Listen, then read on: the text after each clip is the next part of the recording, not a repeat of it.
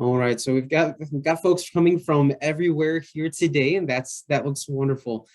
So we'll go ahead and get started. And I just want to say thank you, everyone, for joining us for our webinar here today on rural health grants. My name is Sean Robbins, and I am the Policy Associate here at the Association of Community College Trustees, leading our Strengthening Rural Community Colleges initiative.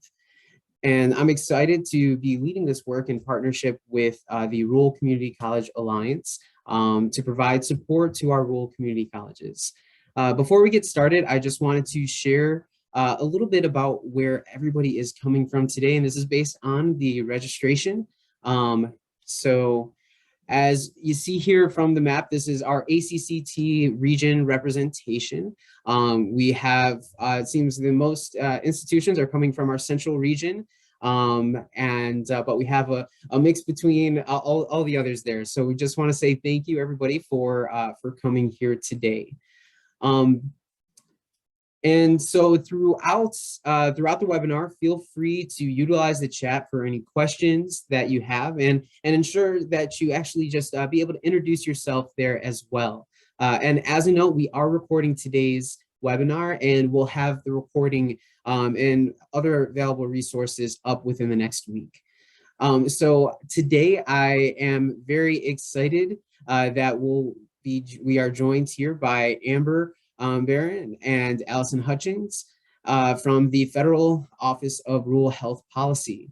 Amber is the Deputy Director of the Community-Based Division within HRSA's Federal Office of Rural Health Policy, where she leads the development and implementation of CBD's competitive program portfolio and coordinates several high priority strategic operations activities.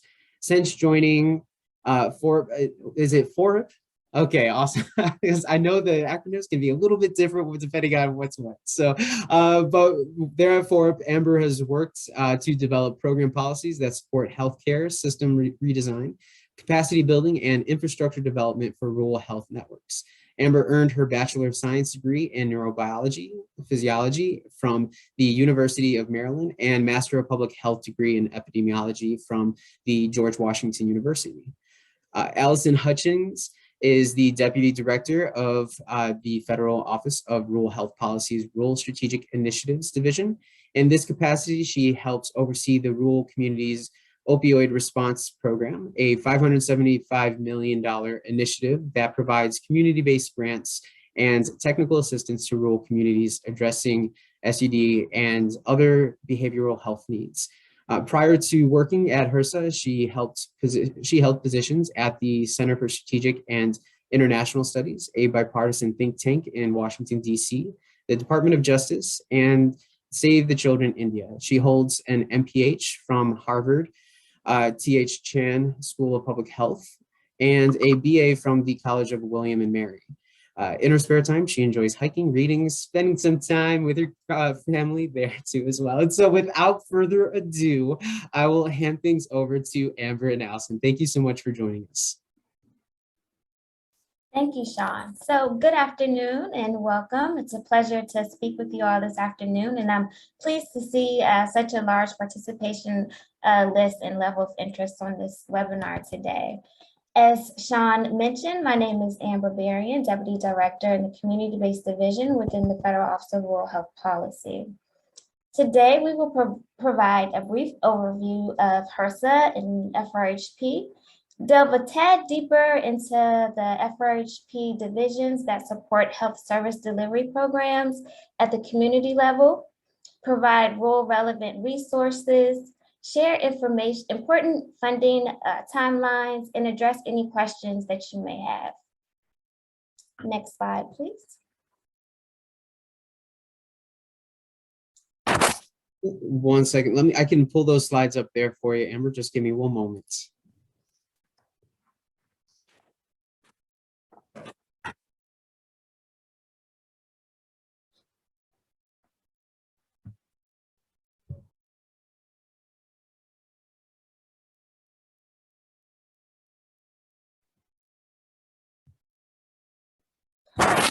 We can advance to,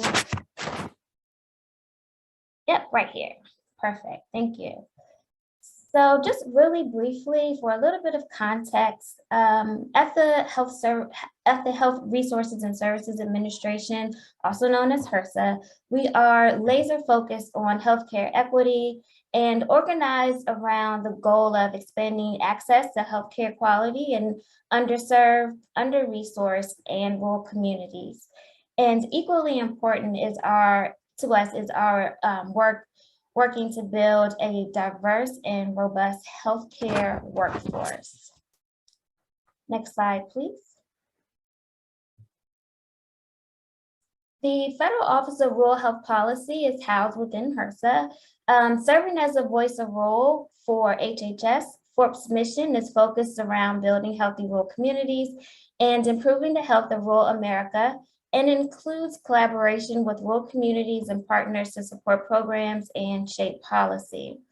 The office accomplishes this through its policy and research roles, review of HHS regulations, provision of technical assistance, infrastructure capacity, building initiatives, and administration of rural community-based hospital, state, and special initiative grant programs.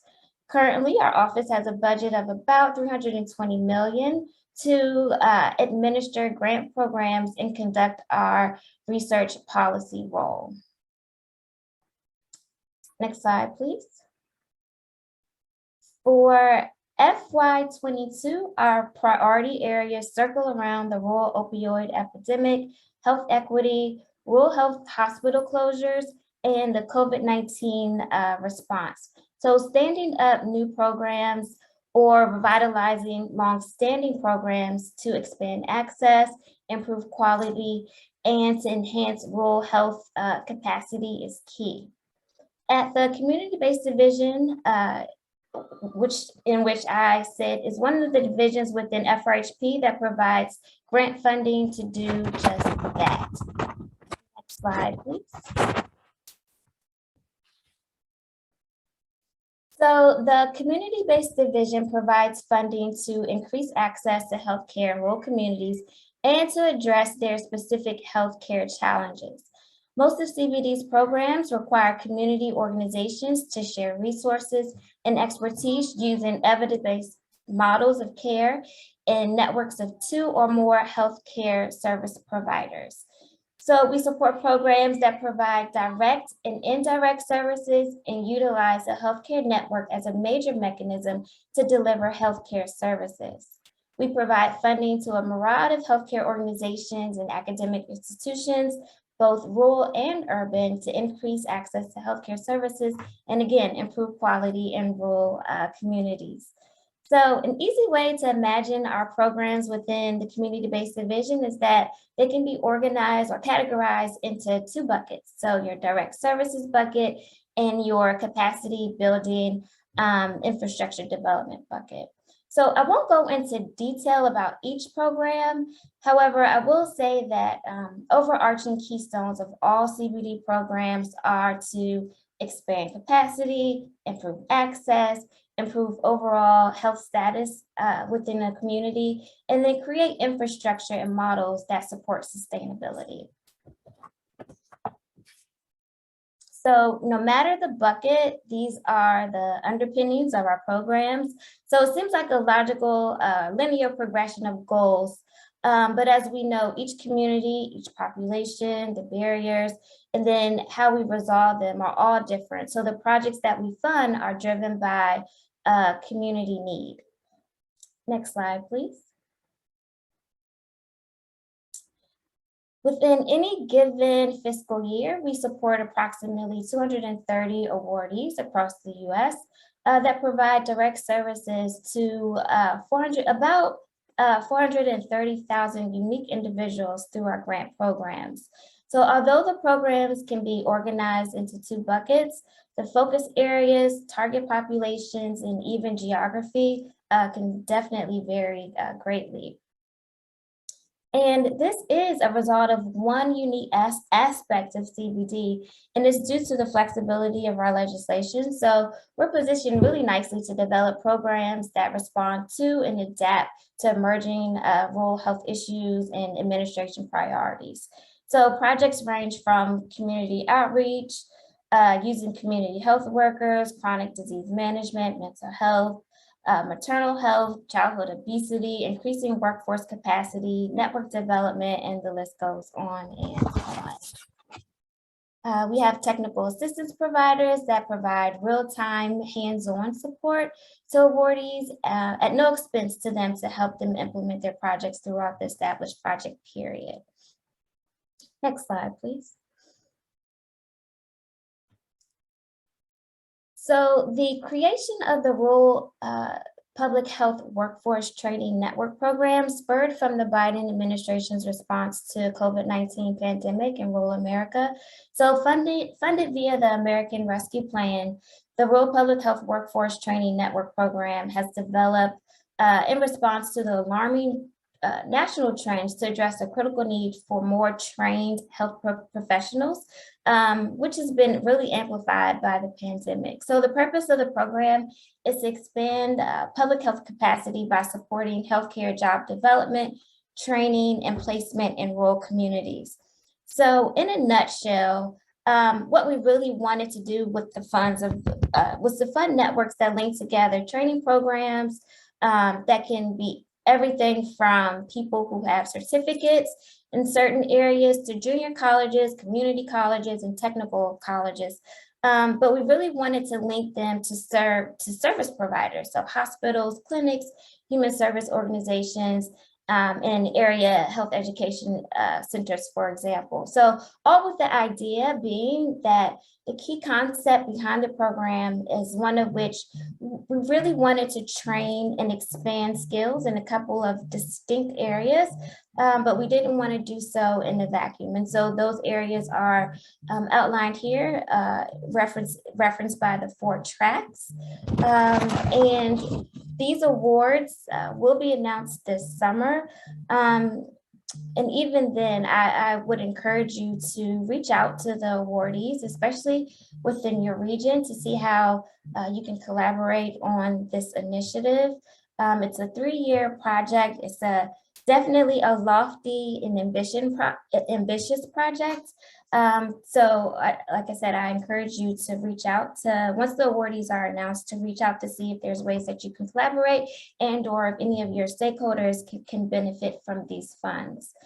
In closing, what's really important for you to know is that our programs are focused on rural populations. And if I haven't said it enough, our programs are driven by community need, HHS priority, and then of course the changing dynamics in rural healthcare delivery system.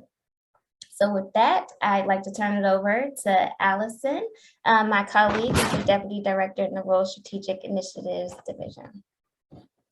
Thank you, Amber, and thank you all for having me. I was looking in the chat while Amber was talking, and you guys are coming from everywhere, so it's really exciting to be able to speak with you today.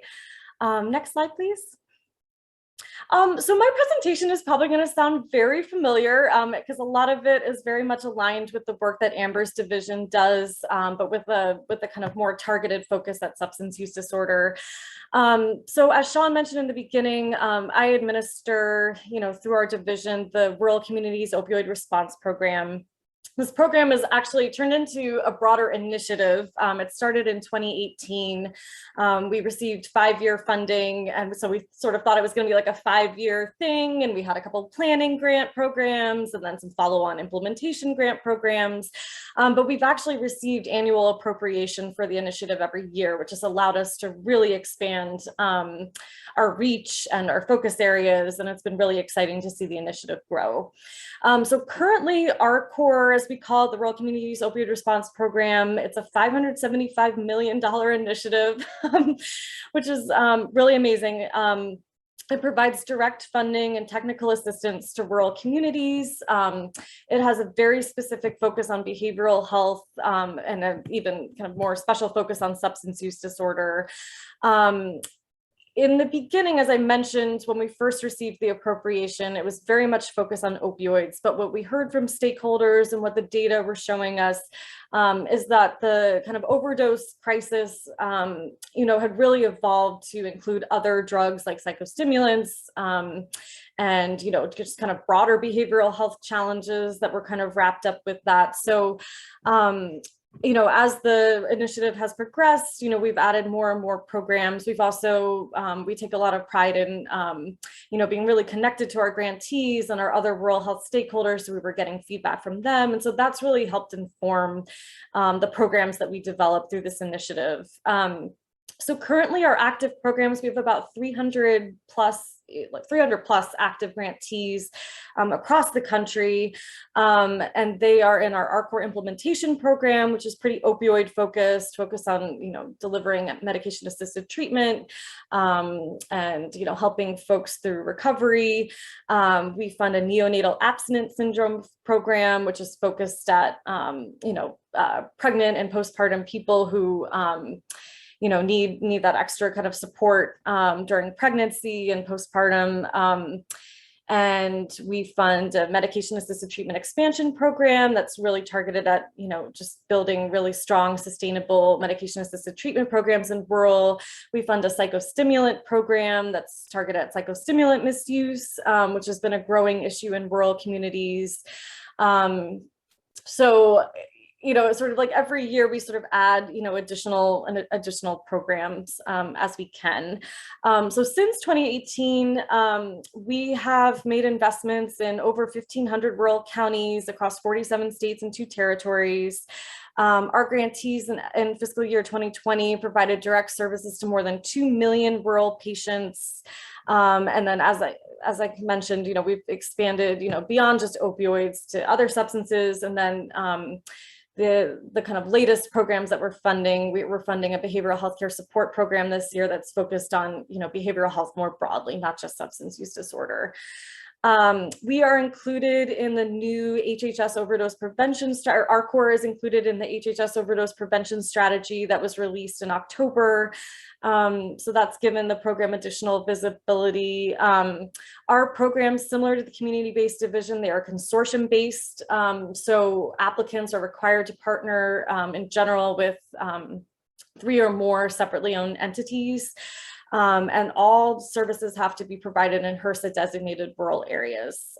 So our programs are going directly to, our grant funds are going directly to rural communities. We provide the basic parameters in our programs for kind of like the general, activities that they should be implementing. We try to make sure that our programs are targeting services across the care continuum, so prevention, treatment, and recovery. But then we give communities flexibility to propose, specific approaches that work well for their communities. So in that sense, it's similar to the community-based division in terms of the level of flexibility that we give. All of our programs are open to any domestic, public, private, for-profit, nonprofit entity. The applicant organization can be located in an urban or rural, with the caveat that all services have to be provided in HRSA designated rural areas. Similar to Amber's program, we have a dedicated RCORE technical assistance provider that there are specific subject matter experts that are assigned to each and every grantee free of charge to provide the monthly assistance and ad hoc assistance throughout the course of their grant. I wanted to tell you about 2 competitive opportunities that we have at the moment. So I can put those grant announcement numbers in the chat box. One, the applications will be due July 29th. It just came out earlier this week. It is our medication assisted treatment access program, and it's focused on developing new medication assisted treatment access points in rural. There's a heavy emphasis on partnering, on workforce development and training and mentorship. So I feel like that's where this community here can definitely play a role. We also have another program that will be, it's called our Rural Behavioral Healthcare Workforce Centers. It's located in the Northern Border region. We have a competitive funding opportunity for the state of New York that's due July 13th. So again, I'll put those funding announcement numbers in chat box after I finish. But that program is focused on training providers and paraprofessional staff in how to identify and treat substance use disorder. So encourage you to check both of those out. And, just to emphasize again, our programs are consortium based. So, and we have them all over the country at this point. So encourage you to go to our website to kind of see where they're all located. You can also visit the HRSA data warehouse and do a search for, for our core grants. And you can see, it'll provide you with the project abstract and the contact information for the project director if you want to link up with an RCORE project that's in your area. But also encourage you to definitely check out those competitive opportunities. Next slide, please. And then just ways that you can get involved and on the subject of application, HRSA's Office of Intergovernmental and External Affairs, that we have regional offices in every region of the country. They will often provide like helpful kind of regional information, technical assistance, that kind of thing. So definitely encourage you to link up with them. You can link up with your state office of rural health. They usually have a good lay of the land in terms of what's going on at the state level in rural health, what kind of rural health specific funding opportunities are available, what, rural health federally funded projects are in the state. So definitely encourage you to link up with them. We also fund through our office, the Rural Health Information Hub, which is sort of a rural health clearinghouse. Amber's team has really helped develop the content on this. So they're evidence-based toolkits, they're promising practices, models, innovations from other rural communities throughout the country that you can read about with contact information. And there's also a rural health grant writing topic guide as well, which I encourage you to visit. And then of course, all of our competitive funding opportunities are posted on grants.gov, so you can always do a search there. You can also subscribe to receive updates on particular funding opportunities that are of interest to you, that are just forecasted at this point. So definitely encourage you to check out all those resources. I don't know if Amber, if you have anything to add to this slide or anything that I missed. Nope, nothing else. Next slide. So then lastly, just to kind of, close out this portion, definitely if you have rural health questions, we have a FORHP inbox that we monitor regularly. We have, the HRSA e-news. We also have a FORHP specific newsletter. So we can let you know how to subscribe to that. That'll provide, like rural health specific funding opportunities, policy updates, trainings, webinars, all of that good stuff. Next slide, please. And we have some forecasts as well. Amber, did you want to go over the CBD forecasts or? So, okay, sure. So this is just a forecast of our upcoming funding opportunities. Unfortunately for FY22, we are done, which I'm so happy to say. And so we'll be making the last round of awards for our programs within the next 2 months or so. So this is what's in the queue for FY23 and FY24. One of our most popular programs is the Rural Healthcare Services Outreach Program, which will be competitive in FY 2025. But as Allison mentioned, I encourage you to take a look at our website to see what other initiatives may come down the pike. We always get end of the year money sometimes, and we have to scram and create a new program. So definitely the resources that Allison mentioned will help you stay in touch with us and to hear about any other funding opportunities that may come about. Next slide. I think the next one is our core. And so we have a very busy, so we're not quite done with FY22. So I put the competitive funding opportunity announcement numbers in the chat, the MAT Access program that I mentioned, and then the Behavioral Healthcare Workforce Center program. And then for FY23, we have a very kind of packed slate of anticipated grants. So all of this is contingent on FY23 appropriation, FY24 appropriation, availability of funds. So like take it with a grain of salt, but this is what we're forecasting for the next couple of years. We're anticipating competing a program that focuses on Indigenous populations. We are going to recompete our core evaluation cooperative agreements, or we have an evaluator that helps us assess the impact that our core is having on rural communities. We'll be recompeting our rural centers of excellence on substance use disorder. We will be competing an overdose response program, which will be like a 1-year, like kind of rapid response program to kind of fill any gaps that communities have in terms of being able to respond to the overdose crisis. And then we'll be funding a rural health clinic program that's focused on behavioral health as well.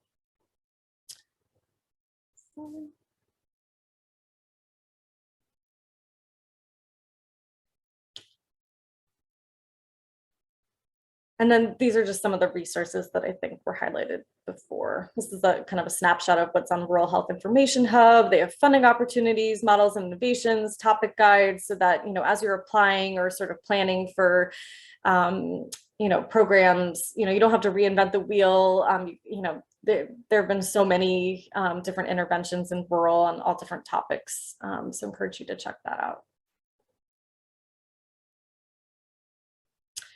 And then this, I also put in the chat, this is how you would subscribe to our FORHP newsletter that comes out every week, and a great way to stay engaged in, upcoming funding opportunities and resources for rural.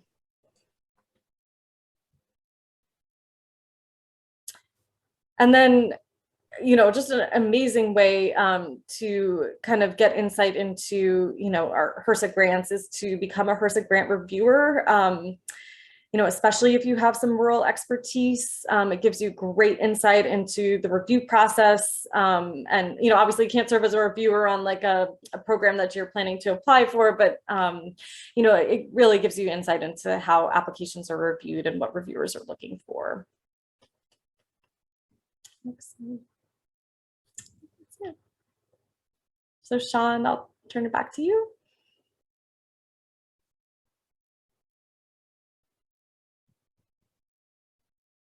You're muted, Sean. Thank you. Thank you so much, Amber and Allison, so much for sharing all of those insights and those resources as well. We want to open it up to the group here. If you have any questions, feel free to put them into the chats. We're monitoring the chats as well. And be able to help answer any of those questions that y'all might have.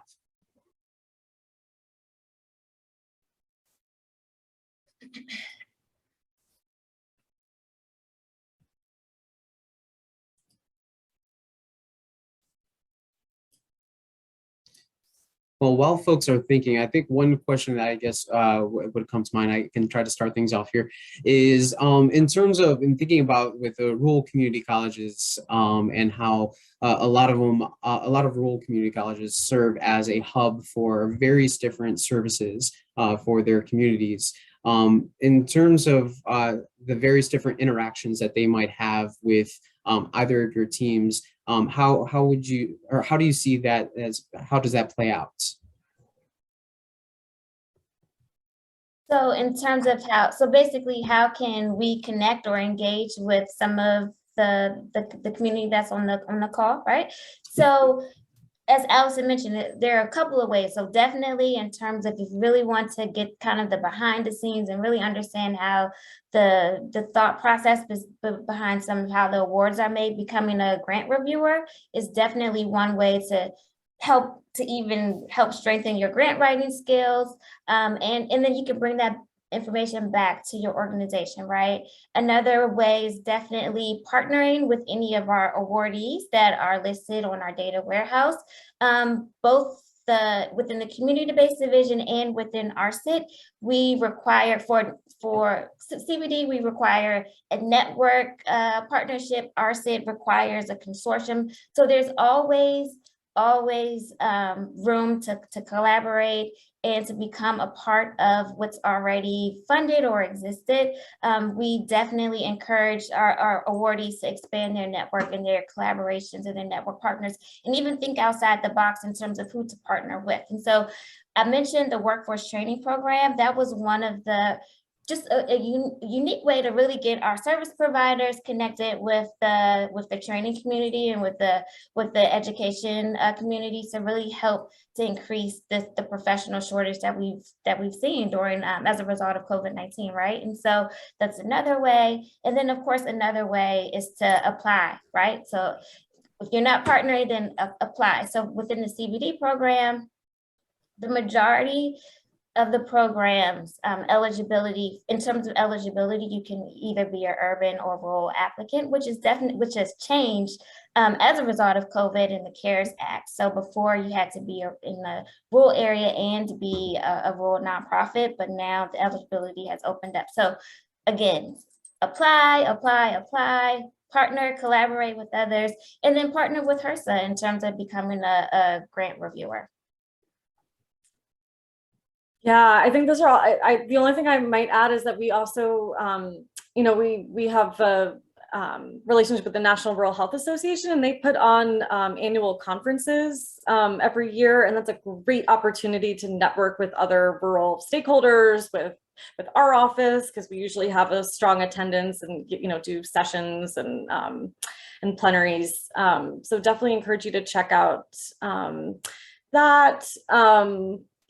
Yeah, I think Amber hit, and I think Amber's, I don't mean to like talk for CBD, but I think the planning grant that Amber mentioned, the network planning grant the 1-year planning grant is a great way to, you know, have structured time and funding to, you know, work with other community stakeholders on a particular issue, and you can do it like a really broad focus area, you know, whatever your community most urgently needs. And it just really, you know, it helps position you, I think, for the other multi-year direct service funding opportunities.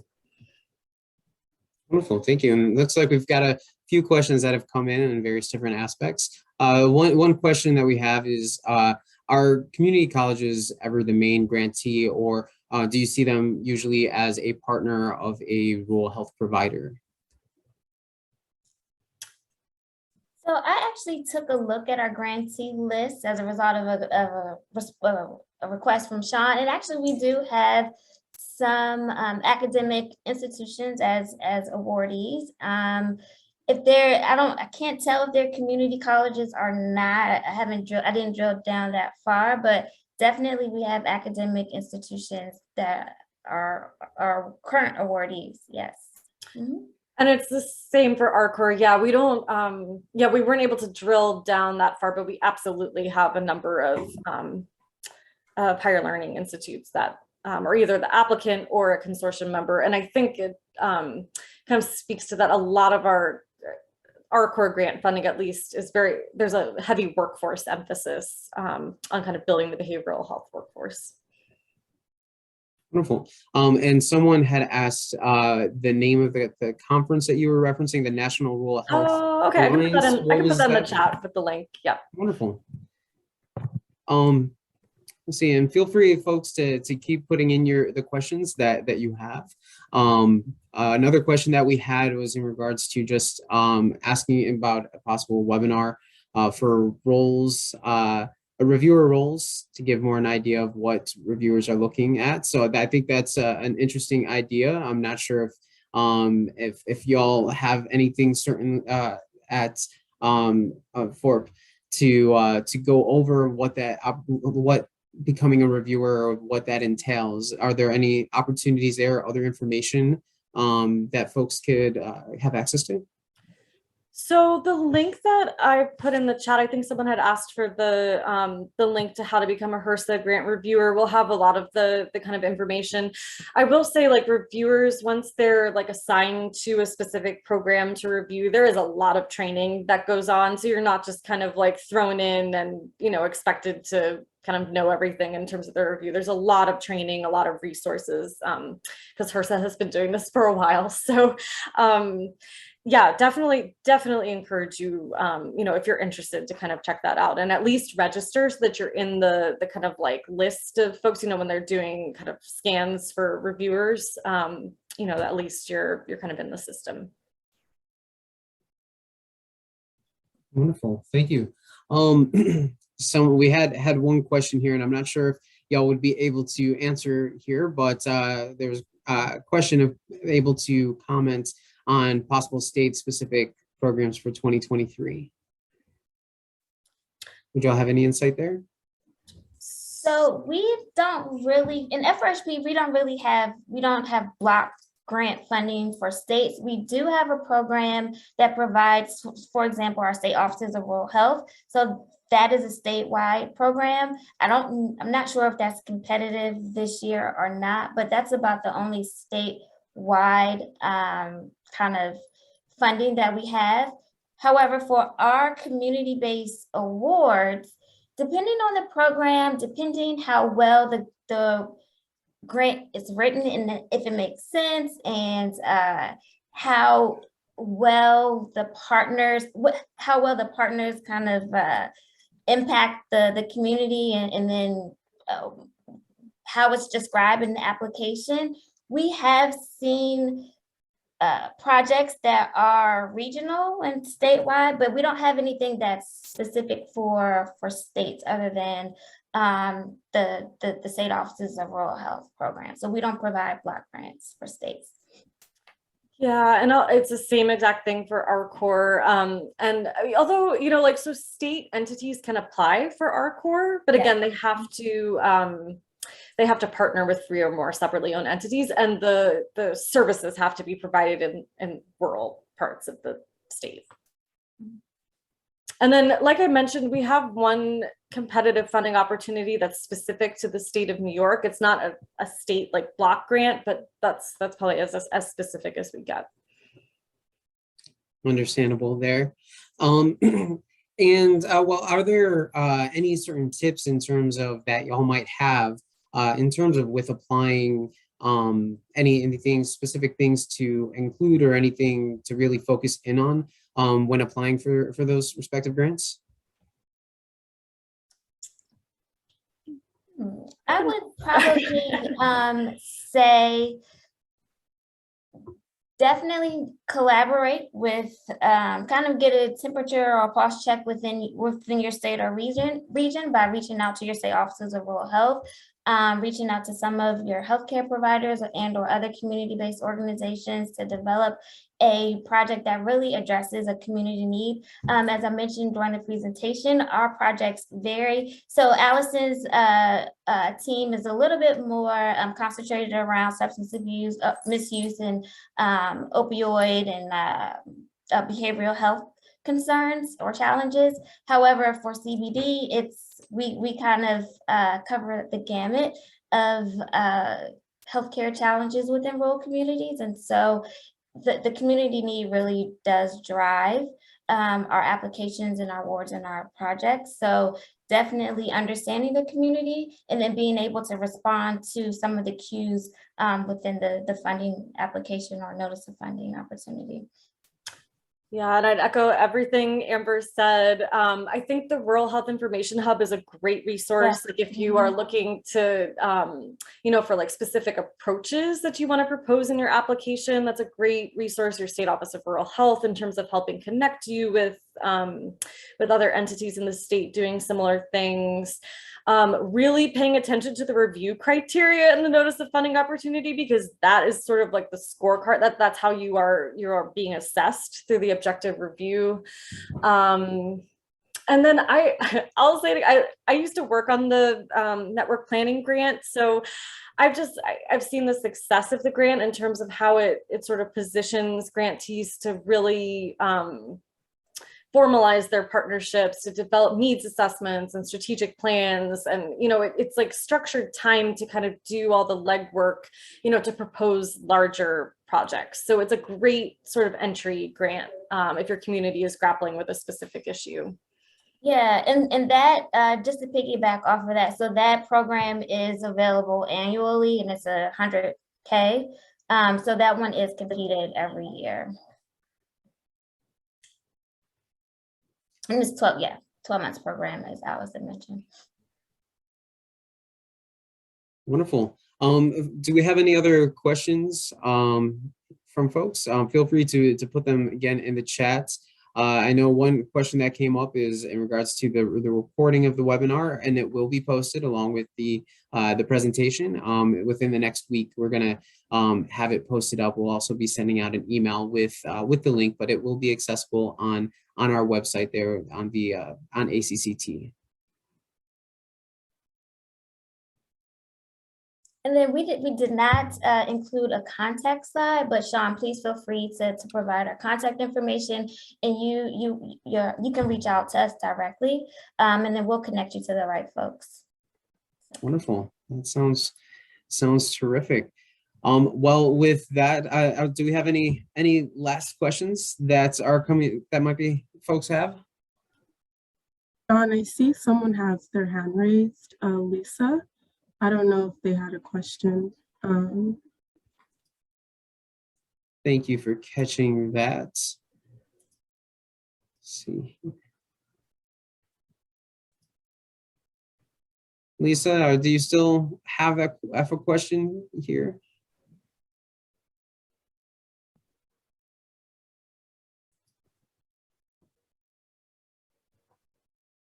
It might have been by accident. All right, it might have been an opportunity. Yeah, it's all right.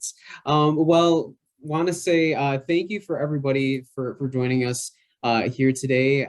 Amber, Allison, thank you so much for sharing all these wonderful resources and insights. I'm sure that folks will be digging into these opportunities to see exactly how they can be able to check out some of these opportunities and really how they can bring it back to possibly their community colleges. So with that, thank you again, everyone. Before we do depart, I just want to share couple of things that we have coming up on our radar. First, this is our website where you can check out the Strengthening Rural Community Colleges Initiative. It's also where all of our webinar recordings are located as well. And then in looking forward, we have on the June 29th, in just 2 weeks, we'll be continuing the conversation on rural health grants during our peer learning network discussion. And so be sure to register. The link is right there in the chat. And then following that, looking forward to July. Can't believe I'm saying July already. That's on July 13th. We're going to be focusing in on community facilities. And again, we've got the link there to register for that next webinar. So again, thank you everybody for joining us today for our webinar on rural health grants. I hope you have a wonderful rest of your day, and until next time, take care. Thank you. Take care, everyone.